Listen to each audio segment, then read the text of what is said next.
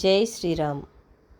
రాముడిని ఎడబాసిన సీతాదేవి ఇట్లా నిద్రపోదు, భోజనం చెయ్యదు, అలంకరించుకోదు, మద్యపానము చెయ్యదు.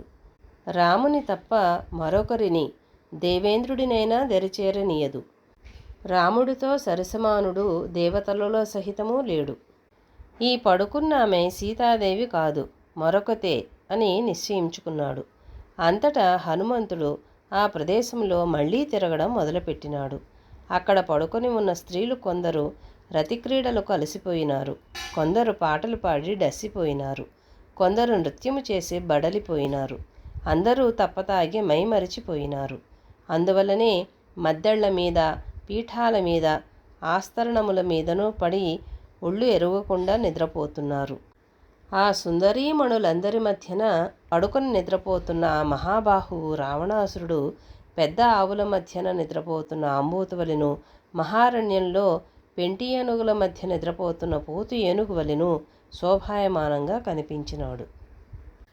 హనుమంతుడు అక్కడి నుండి కోరుకున్న సమస్తము తినుబండారాలు దొరికే పానశాలల వైపునకు పోయినాడు. అక్కడ జింకల మాంసము, దున్నపోతుల మాంసము, అడవి పందుల మాంసము వేరువేరుగా పెట్టి ఉన్నాయి.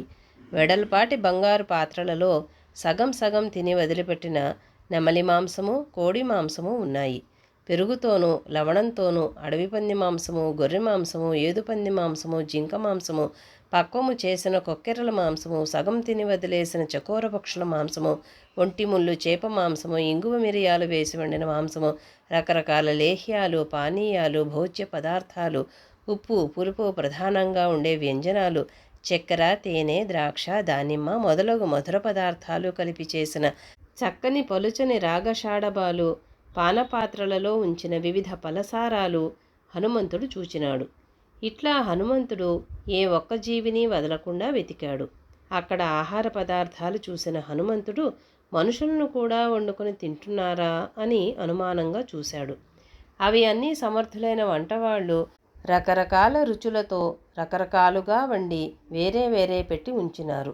అవే కాకుండా సముద్ర మథనమప్పుడు పుట్టిన సుర వంటి నిర్మలమైనటువంటి మద్యాలు, చక్కెర, ఇప్పపూలు వేసి చేసిన మద్యాలు, తేనెతో చేసిన మద్యాలు, ద్రాక్ష పండ్లతో చేసిన మద్యాలు, సుగంధ పుష్పాలతోనూ మధుర ఫలాలతోనూ చేసిన మద్యాలు సుగంధము గుబాళిస్తూ ఉన్నవి. అక్కడ రకరకాల వెండి పాత్రలు, స్ఫటికాల పాత్రలు, బంగారు చెంబులు, వెండి కలశాలు, బంగారు కలశాలు కనిపించినవి. శ్రేష్టమైన పానద్రవ్యాలు సమృద్ధముగా ఉన్నవి. మణులు పొదిగిన బంగారు పాత్రలు నిండుగా మద్యాలు ఉన్నవి. సగము త్రాగిన మద్యపాత్రలు, నిశ్శేషముగా త్రాగిన మద్యపాత్రలు, ఏమాత్రమూ త్రాగకుండా ఉండిన పాత్రలు, నిండా మద్యము ఉన్న పాత్రలు కనిపించినాయి. జై శ్రీరామ్.